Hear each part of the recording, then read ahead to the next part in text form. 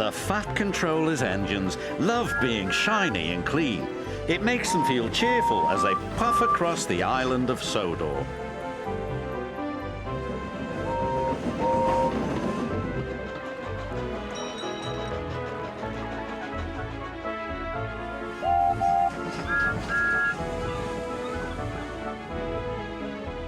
Percy often has the dirtiest work to do, but he likes to be clean as well as any other engine.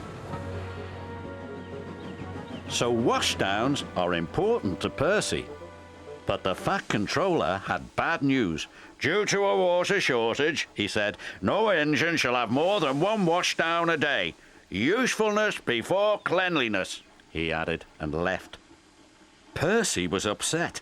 I get dirty, he complained. I need washdowns. Gordon only does it to feel important. I am important, Gordon sniffed. I'm an express engine. You're a pouty puffer, Percy, teased James. No, I'm not, wheezed Percy, and he chuffed away. Percy was loading trucks at the docks. He was trying extra hard to stay clean, but the troublesome trucks were being naughty. As Percy pushed them under the coal chute, they sang out. On, they cried. Percy found himself under the chute, and coal dust flew everywhere. Oh, no, coughed Percy. I'm filthy. Percy felt awful, but he knew he had to carry on. On the way to Callan Station, the troublesome trucks teased Percy even more. Clickety-clack! Don't look back! Dirty Percy's on our track! Be quiet! Percy snapped.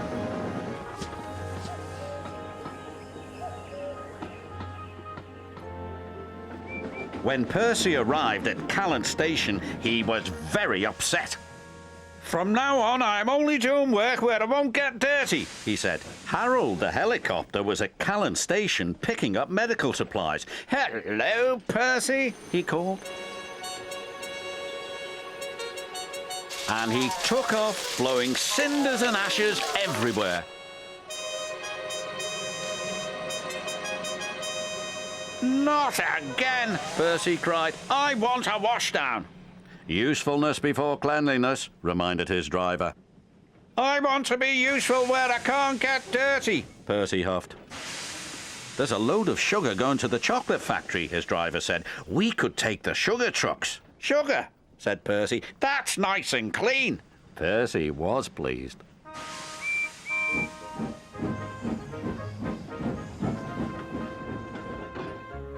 Percy didn't know that earlier a leaky truck had spilled oil on the track.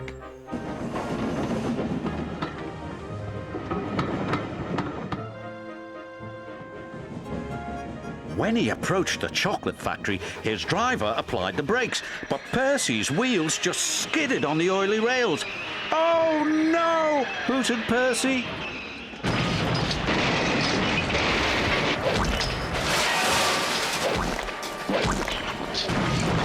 Yuck! He groaned. I've never been this dirty. He was covered from funnel to firebox in sticky, gooey chocolate. Back at the sheds, everyone thought it was very funny. You look good enough to eat, Thomas hooted. Pudding, Percy, teased James. Chalk ice on wheels, chipped in Henry. Disgraceful, said Gordon pompously. Ahem, said a stern-sounding voice. It was the Fat Controller. You have had a trying day, Percy, he said. Yes, sir, replied Percy from beneath the chocolate. But you've shown us all that usefulness does come before cleanliness. So, he added, you shall have your washdown. Oh, sir. And a new coat of paint. Percy just beamed. Bill and Ben are quarry engines. They are twins. They play together. They shunt trucks together. They even get up to naughtiness together.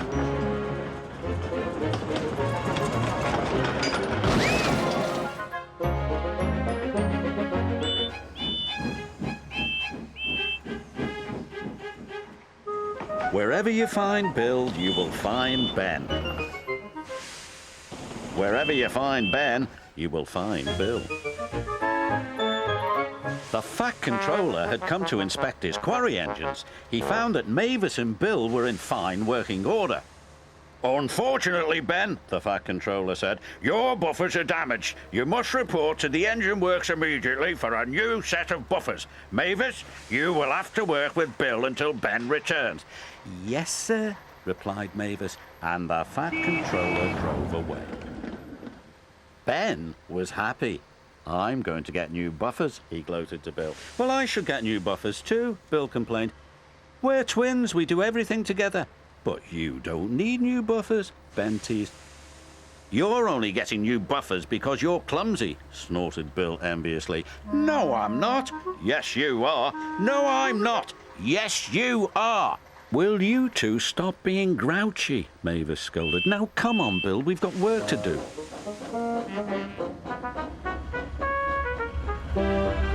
Ben couldn't wait to get new buffers. Later, Bill watched as Ben chuffed away to the engine works.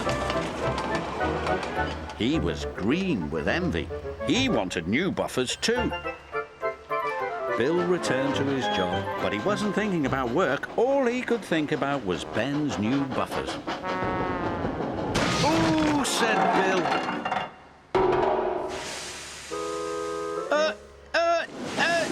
Phew. "Be careful," said Mavis, "and stop thinking about Ben's new buffers." Bill tried thinking about birds. He tried thinking about trees. He tried thinking about anything but Ben and his brand new buffers. But it didn't work.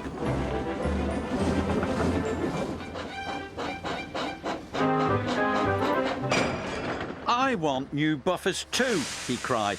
"Just be happy you're in good working order," said Mavis. "It's not fair," Bill huffed, and he wheeshed soot all over Mavis. "Bill," gasped Mavis. "Oops, sorry," said Bill.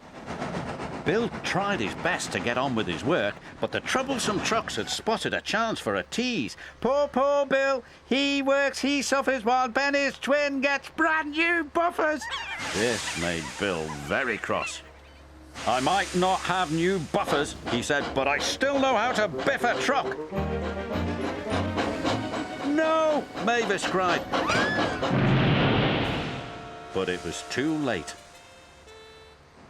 Ben puffed into the quarry with his shiny new buffers just in time to hear, "Bust my buffers!" cried Bill. "I think you have," said Ben. When the Fat Controller arrived and saw Bill's broken buffers, he was not happy. "You have behaved badly, Bill," the Fat Controller said. "Do you have anything to say for yourself?" "Yes, sir. I'm sorry, sir," said Bill. "Before you get new buffers," the Fat Controller continued, "I want you to think about what it means to be a responsible, reliable engine." "Yes, sir," answered Bill meekly. After the Fat Controller had left, Ben rolled up to Bill with his new buffers gleaming. "They are nice buffers," Bill said. "Thanks," Ben said. "I'm sorry I teased you." "That's all right," Bill said. "I was naughty too." "Of course you were," said Ben. "We're twins." Winter on the island of Sodor can be windy and cold. When the cold wind blows, the engines can't wait to get back to the snug warmth of Tidmouth sheds. "Bitter cold, bitter cold, bitter cold," chuffed Toby.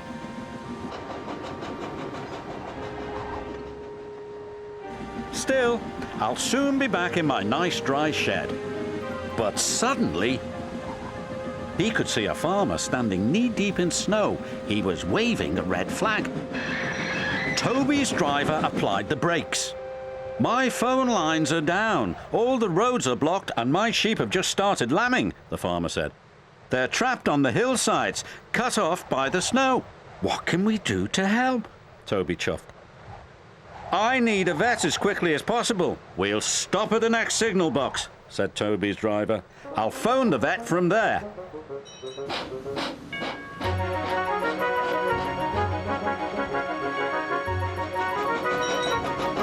raced to the signal box, and the driver phoned ahead to the station. The Fat Controller and the vet were waiting for Toby as he arrived. "The farmer's lambs are stranded on the hillside," cried Toby. "We've got to rescue them." "I'm sure we shall," said the Fat Controller. "I'll send Duck right away. This is a job for an engine with a snowplough."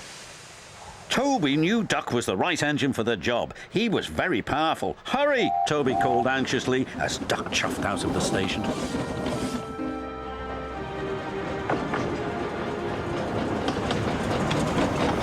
But so much snow had fallen, the tracks ahead were blocked. "We can't go on," said Duck's driver grimly. "We'll have to go back."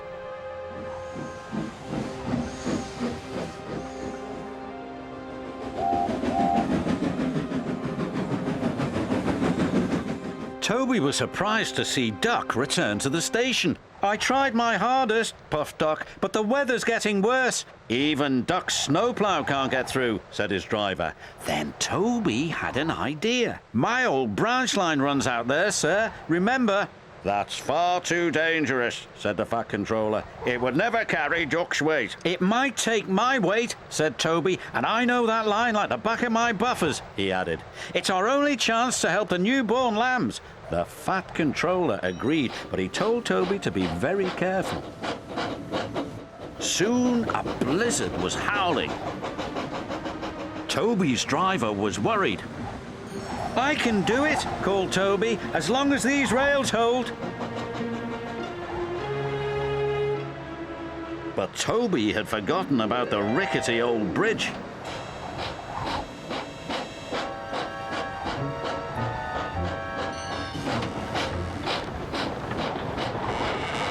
"Help! My wheels are wobbling," he cried. His driver fought for control as Toby struggled on. "I've got to reach the other side of this bridge," gasped Toby. "Those lambs need me." The farmer was waiting. It was very cold. Suddenly, a ghostly glowing eye shone through the snowstorm. It was Toby's headlamp. "You made it!" cried the farmer. "What a brave engine you are!" The vet and the farmer went to find the lambs. But they soon returned. "The newborn lambs are safe and sound, Toby," said the vet, "but we need a place now to keep the little ones warm." Toby smiled. "I think you'll find Henrietta has plenty of room." Toby stayed for several days just to make sure the lambs were all right. The farmer was very grateful. "Thank you, Toby," he said. "We couldn't have done it without you." "No, thank you," said Toby. "There's nothing I like better than helping out a friend in need." The engines on the island of Sodor loved the summer. The Fat Controller arranges lots of concerts. Music can often be heard drifting through the air. The engines do enjoy it. One morning, the engines were very excited. Alicia Botti, the famous singer, was coming to the island of Sodor. "She's a coloratura," said Gordon importantly. "What's a coloratura?" asked Thomas. "It means she can sing high notes very, very loud." "The Fat Controller will choose me to collect her," boasted James. "I'm the brightest and the shiniest." "Nonsense! I'm the most important," huffed Gordon. Thomas wanted to feel important too. "He might choose me," he said hopefully. "Well, one thing's for sure," said Gordon. "He won't choose Dirty Percy." "Don't call me Dirty Percy," he chuffed crossly, and he wheeshed away.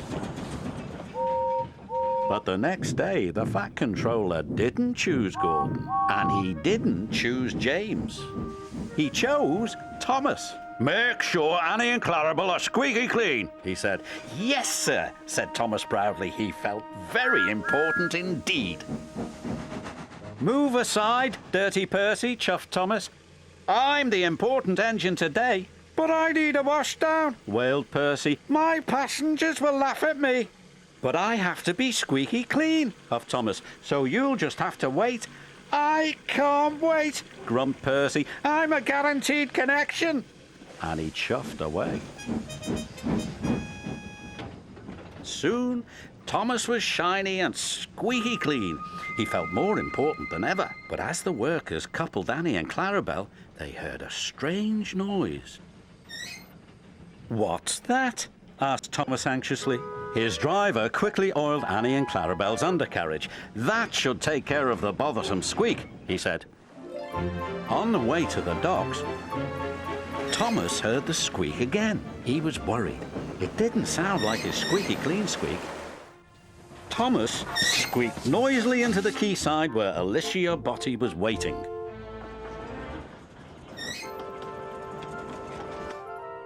The Fat Controller held Clarabel's door open when Alicia Botti screamed.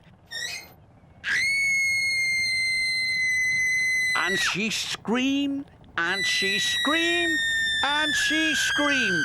She screamed so loud and so long that windows broke all over town. "Definitely a coloratura," said Gordon. Alicia Botti was cross. "I can't possibly travel in a coach that riddled with a mice." The Fat Controller was very embarrassed, and Thomas didn't feel important at all. Just then, Percy returned from his guaranteed connection. "Look at the little green engine," Alicia Botti exclaimed. "So sweet and dirty, like a proper steam engine." "Peasant," Gordon huffed snootily. "Yes, I am pleasant," smiled Percy. He was glad somebody noticed. Alicia Botti boarded the train and Percy steamed away. He felt very proud. Later, Thomas saw Percy at the washdown. "I'm sorry I called you dirty, Percy," said Thomas. "You go first." "Thanks, Thomas. It feels good to be friends," said Percy. "But where is your mouse?" "You'll see," grinned Thomas. That night was Alicia Botti's concert. Her voice carried across half of the island. The Fat Controller had made the little mouse her very own home in the corner of Tidmouth's sheds, and Thomas named her Alicia. Gordon is a very proud steam engine. He's the fastest engine on the island of Sodor. He loves speeding along his line with the wind blowing across his funnel. "You've broken the record again," said his driver. "I'm the fastest," boasted Gordon. But not all the engines were impressed. "Speed isn't everything," said James smugly. "But being reliable and useful is," said Thomas.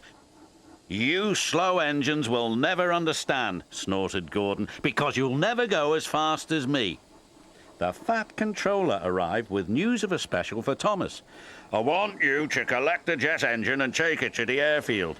"What's a jet engine?" asked Percy. "A jet engine goes forward by pushing hot air out of its back," the Fat Controller said. "Just like when you blow up a balloon and let it go," added Thomas. "It's very fast." Thomas likes making special deliveries for the Fat Controller.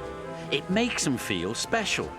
But secretly, he wished he could go as fast as Gordon. Just once.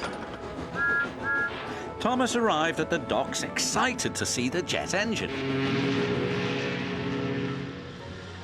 It was shiny and modern, and Thomas had never seen anything like it. He just couldn't wait to start his journey, but Cranky was taking his time. "Hurry up," huffed Thomas. "This is a special. Cranky did not like being told what to do, especially by an engine. He became so cranky that he was careless with his hook.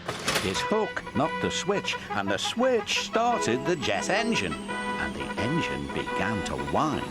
The whine got louder and louder and louder. "Uh-oh," said Cranky.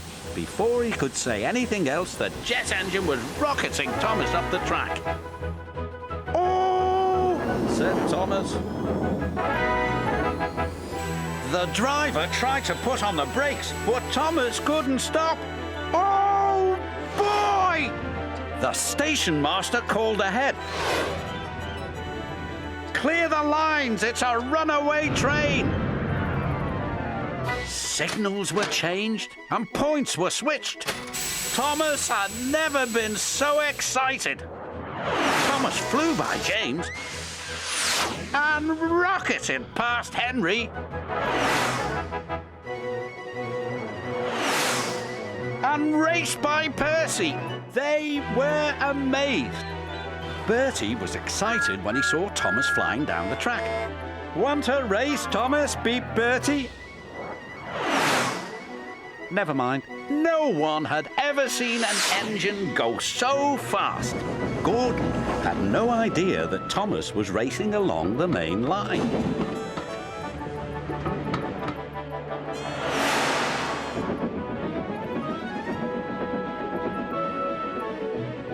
"I am the fastest," said Gordon proudly. "Hi, Gordon. Bye, Gordon."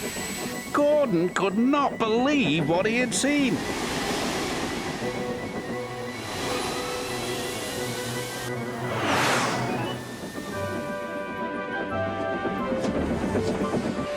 At last, the jet engine ran out of fuel, and Thomas was back under his own power.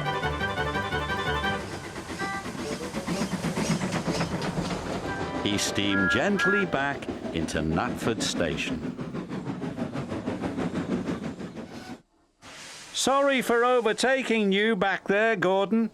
"Overtake me? I didn't notice," Gordon huffed. "You didn't notice the fastest engine on the island," said Henry. "Yes, I am the fastest," puffed Thomas. Percy felt a little sorry for Gordon. "Gordon doesn't have to go as fast as a jet engine. He's a steam engine." "But he's still full of hot air," whistled James, and Gordon wheeshed away.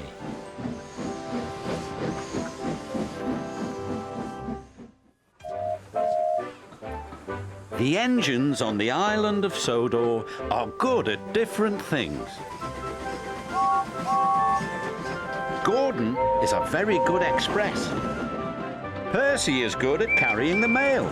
And when Edward is not hauling trucks, he's very good at being a back engine. When engines have heavy loads, Edward buffers up behind and helps push. But Edward is old. Some engines think this makes him unreliable. "Edward is a useless old steam pot," Gordon sniffed. "He should be retired." "But he doesn't have tyres," Percy said. "Retired," said Thomas, "means taken out of service." "And not a moment too soon," said Gordon. And the other big engines agreed with him. But Percy was very upset. Later, his driver asked him why he looked so glum. Percy told him about Edward. "The big engines don't think he's useful anymore," he said.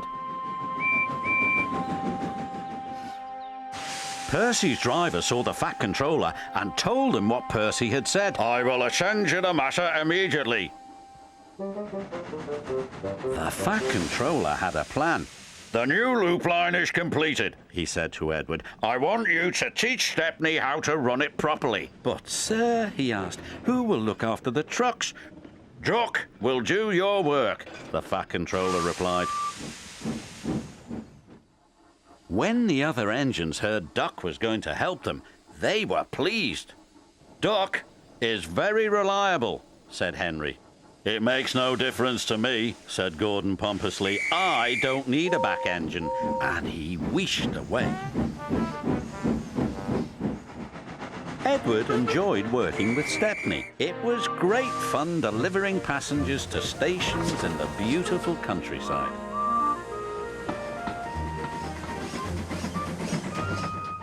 But Duck was not happy. The trucks were playing their silly games.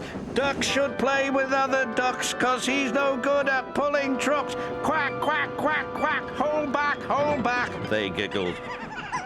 Duck found himself going slower and slower and slower. Halfway up Gordon's Hill, his wheels stopped altogether. Duck was stuck. "Oh no," said his driver. "This is Gordon's line." Duck's guard phoned the signalman to warn him. "It's too late to switch Gordon to the middle line," said the signalman. "You'll have to flag him down." Gordon saw the guard. "If I stop on this hill, I'll never get started again," he said crossly, and he buffered up to Duck. Gordon tried to set off again, but his wheels spun and spun. "It's no use. We need a back engine," said the driver. "I'll send for Edward." Gordon was cross. Edward was excited. He was going to be the back engine for 2 trains. Edward cheerfully buffered up, and the strange train set off.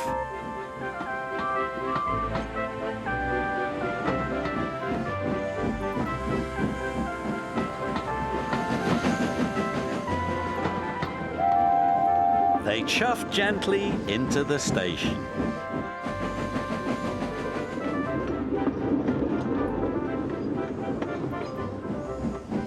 "Look at that!" laughed the boy. "The back engine must be the strongest and the best." Gordon was embarrassed.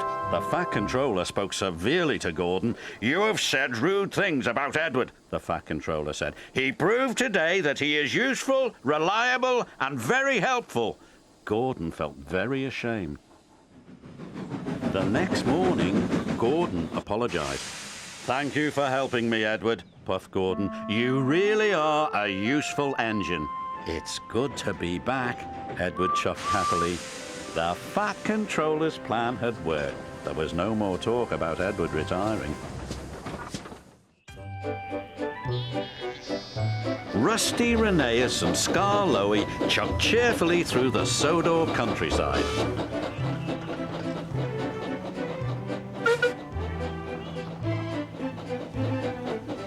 The engines were going to help Duncan with an important job at the Incline Railway.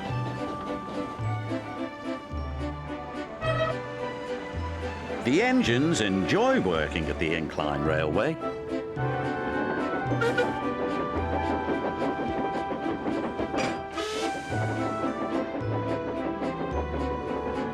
They like the clever way the loaded trucks roll down the incline, pulling the empty trucks up.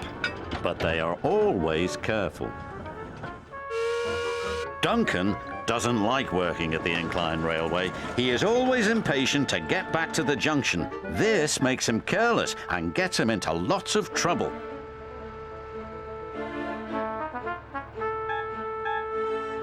Rusty hoped Duncan would stay out of trouble today, but he was already in too much of a hurry. "I'm a plain-speaking engine," gruffed Duncan, "so collect your trucks and be quick about it."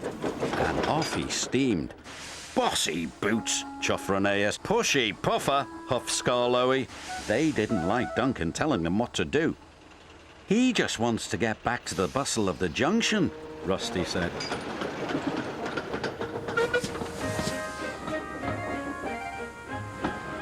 Duncan wanted everyone to work faster. "You're supposed to be helping me," he grumbled, "but you're as slow as snails." "We are proper engines," Rusty huffed crossly. "We follow the rules." "We can't send up more than 4 trucks at a time," chuffed Rheneas. "Then work faster," said Duncan impatiently. Later that day, Duncan was working the incline. "I'll show you how fast a really useful engine can work," Duncan called as he hastily biffed one truck into another. And then another. Soon, Duncan had his 4 trucks. "Nothing to it," he boasted to Rusty. "Those trucks will pay you back," warned Rusty. "Trucks don't like to be biffed." "I can handle trucks," he cried. The 3 little engines could see Duncan was not going to listen. They carefully trundled away from the incline with their trucks full of slate. Duncan was so impatient he became even more careless. "I'll show that smelly diesel and those lazy steamers," he said to his driver. "Careful," cautioned his driver. "You're asking for trouble." And he got it. Duncan didn't notice his chain was tangled in the coupling of the truck in front of him. Suddenly, he was being pulled up the track by the empty trucks. "Bouncing buffers!" he cried. "It's got me!" Duncan's driver jumped clear. Rusty returned to see Duncan being pulled up the incline. "I tried to warn him," said Rusty. "He never listens," the little diesel driver said. The chain pulling Duncan's trucks couldn't hold the weight. It suddenly snapped. "Help!" he yelled.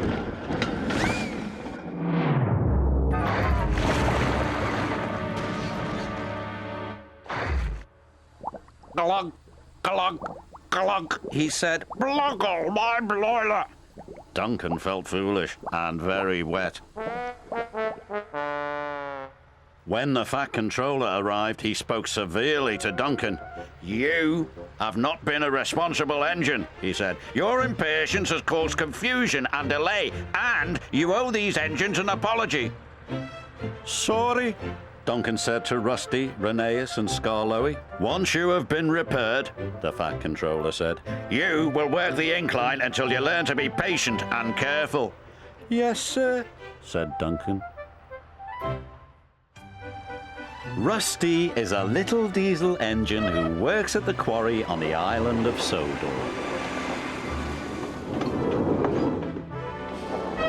Rusty's best friends are Rheneas and Skarloey. Rusty helps keep their line clear. Sometimes Rusty works so hard clearing their line that the little diesel forgets there's also work to be done at the quarry. One day, Rusty returned late to the quarry. The Fat Controller was cross. "Sorry, sir," Rusty's driver said. "We were helping Rheneas and Skarloey." "I know you like helping Rheneas and Skarloey, but their line is in a bad condition. It takes too much of your time," said the Fat Controller. "I am going to shut it down." Rusty was upset. "But what will Rheneas and Skarloey do?" Rusty asked. "They will come and work with you here at the quarry." He had made his mind up. There was nothing Rusty could do. The line was closed down. Rheneas and Skarloey came to work at the quarry. They worked as hard as they could, but they missed the forests and hills. Most of all, they missed their passengers.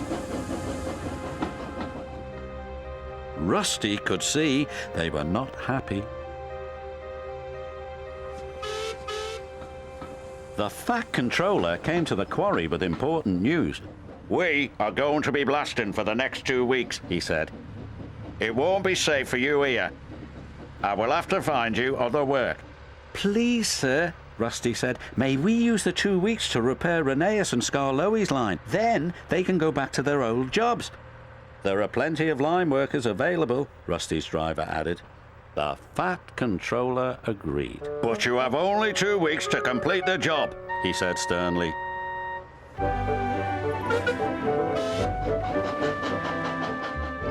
Rheneas and Skarloey's line was covered in rocks and branches. The tracks were broken in several places. Elizabeth, the quarry lorry, thought cleaning up the line was ridiculous. "What a waste of time," she sniffed. Skarloey was upset. "She's right," he said. "We'll never get it done in 2 weeks." "We can't give up," said Rusty. The engines worked harder than ever, but time was running out.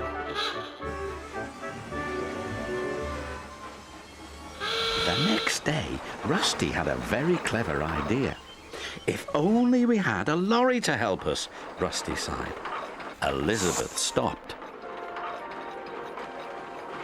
"Well, I couldn't possibly help you. I'm a quarry lorry." "Well, we do need a special kind of lorry," Rusty teased. "I am a special kind of lorry," protested Elizabeth. "It requires hauling," said Rusty. "I can haul," said Elizabeth proudly. "And pulling heavy branches," added Rusty. "Well, of course I can pull." "So you'll do it," said Rusty. "Well, of course." Elizabeth was as good as her word. She hauled rubbish and pulled branches from the line. She helped remove a fallen sycamore tree from the cattle creep.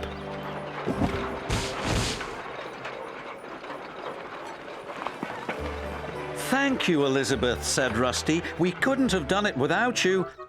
"I know," said Elizabeth proudly. The fat controller inspected the line. He was very impressed. "Well done, Rusty," he said. "And well done, Elizabeth. We will open this line immediately." Rusty was proud. Rheneas and Skarloey were very happy. "Maybe now Rusty will have time to work at the quarry," said the fat controller, and Rusty just smiled. It was early morning on the island of Sodor. Duncan was waiting for Peter Sam, who was bringing some trucks for him to take to Strawberry Grove. Duncan was also to take the headmaster and a new organ. While they waited, the headmaster played a lively tune. Peter Sam had steamed all through the night to bring Duncan his wagons. But as he approached the junction, a low-hanging branch knocked his whistle off. This meant he couldn't work until he got a new one. "I can't run on the tracks without my whistle," chuffed Peter Sam. "That would be too dangerous." "An engine's not an engine without a whistle," boasted Duncan, and just to prove it, he let off a big blast. But the rest of the engines just ignored him. Duncan chuffed away in a big huff. He was cross. "They're jealous of my fine whistle," Duncan huffed as he steamed through the countryside. He whistled at some sheep, but they were too busy eating grass to take notice. "Bah," said Duncan. "I need to whistle louder and longer next time." Soon Duncan approached a level crossing, where Elizabeth the quarry lorry waited with a farmer's prize bull. This time, Duncan whistled as loud and as long as he could. Said the bull. "Stop that nonsense, Duncan," Elizabeth called. But Duncan carried on cheerfully down the track. But he hadn't noticed his whistle had come loose. Then Duncan saw Terence ploughing a field. "He'll get the loudest and the longest whistle yet," he chortled to himself. And he blew so hard his whistle shot off like a mighty rocket and landed out of sight. Everyone searched for Duncan's whistle, but it was nowhere to be seen. "We're stuck," said his driver. "We can't move without a whistle. It would be too dangerous." "Leave it to me," the headmaster said.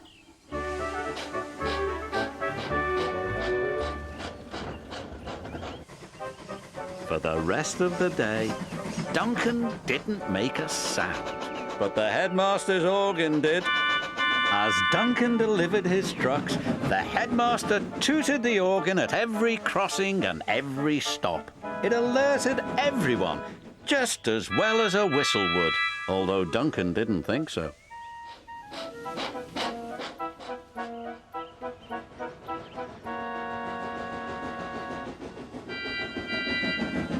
Finally, Duncan finished delivering the last of his trucks.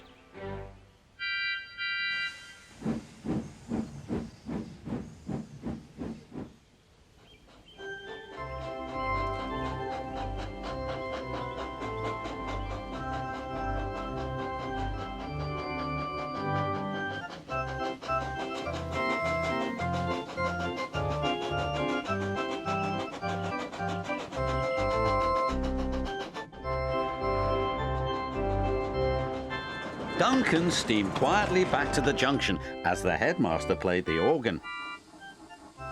"Look," Rusty teased, "it's Duncan the musical engine." "Let's whistle along," said Rheneas. "Toot, toot," said Scarlowy. But Peter Sam, who had a shiny new whistle, felt sorry for Duncan.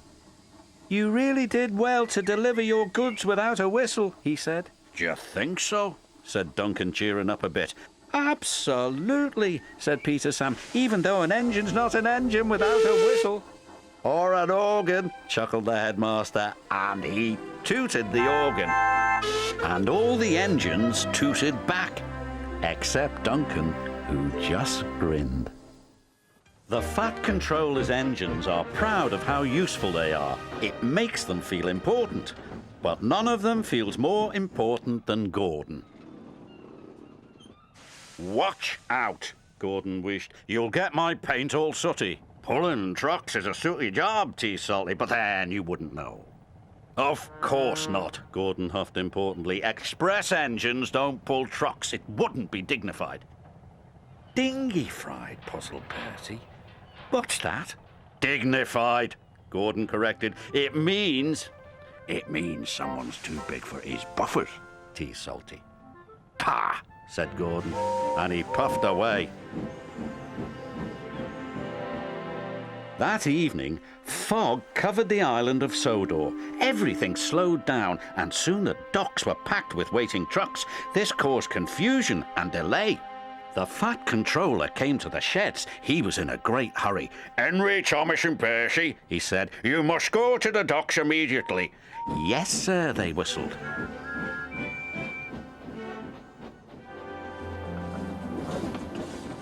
Then the Fat Controller turned to the big blue engine.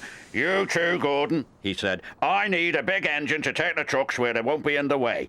"Trucks!" huffed Gordon. He could not believe what he had heard. Gordon wasn't happy to be pulling trucks. He waited impatiently while they were shunted into place. Hurry up, chuffed Gordon crossly. "Why the rush, Gordon?" asked Thomas. "If I must pull trucks, then I'll show Salty how an express engine pulls trucks," Gordon huffed. "Careful, Captain," Salty tooted. "You don't want to get too big for your buffers."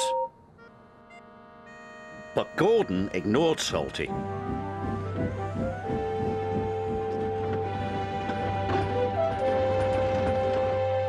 The next morning, Gordon raced along with his heavy load. "Now this is how you pull trucks," he puffed. But the signalman had accidentally left the point switched to the branch line. Gordon rattled through the junction. "That's strange," he exclaimed. "I'm on the branch line." "Oh no," the signalman cried. "Express trains aren't supposed to go that way." But it was too late. Gordon had already raced into the distance. The old branch line was weak and rusty. There were signs warning all the trains to go slow. But Gordon ignored the signs. "I'm an express engine, I don't go slow," he said, and he went even faster.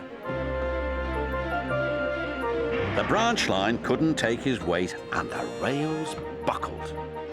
"Oh, help!" Gordon cried as he slid off the tracks and into a field.